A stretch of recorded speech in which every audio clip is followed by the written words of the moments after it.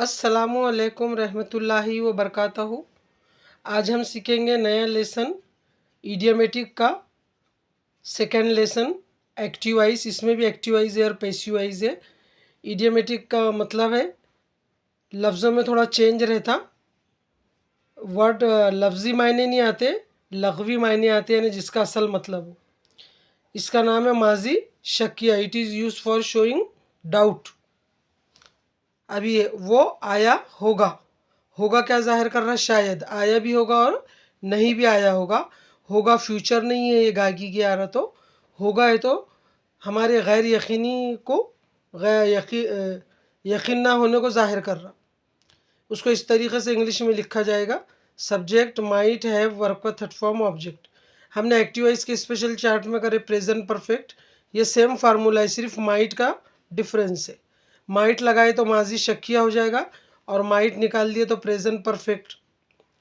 He might have come, वो आया होगा। शायद शुरू में भी लगा सकते हैं या बाद में भी। ब्रैकेट में इसलिए लिखे कि शायद का मतलब होगा से जाहिर हो रहा।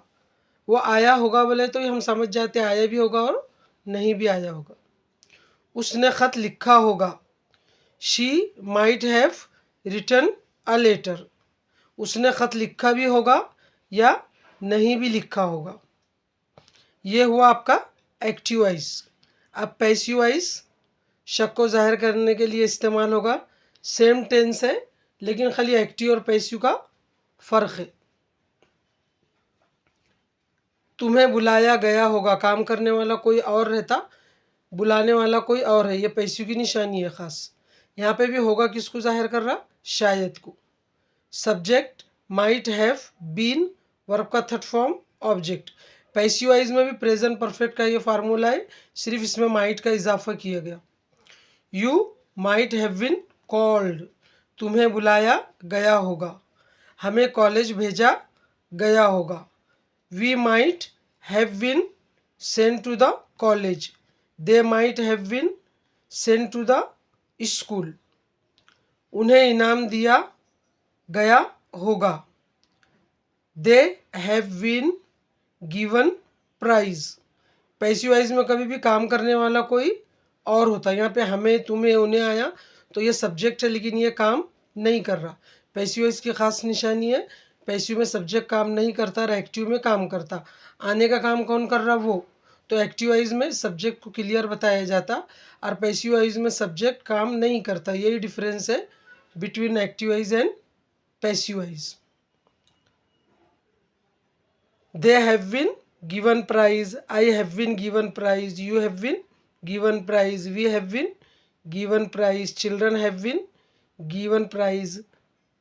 They might have been given prize. He might have been given prize. She might have been given prize.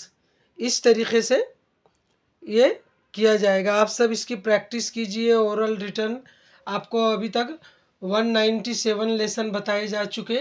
Active passive special chart ये इंग्लिश का ग्रामर का लास्ट पार्ट है, यानी how to arrange the sentence. Tense का last part चल रहा है ये। इसके बाद पूरा टेंसेस ख़त्म हो जाते, फिर second part parts of speech चलेगा। आप सब इसकी ओरल रिटर्न प्रैक्टिस कीजिए। अल्लाह आपको पढ़ने समझने की तौफीक अता फरमाए। Please share it in your friend circle and subscribe it. अल्लाह हाफिज़।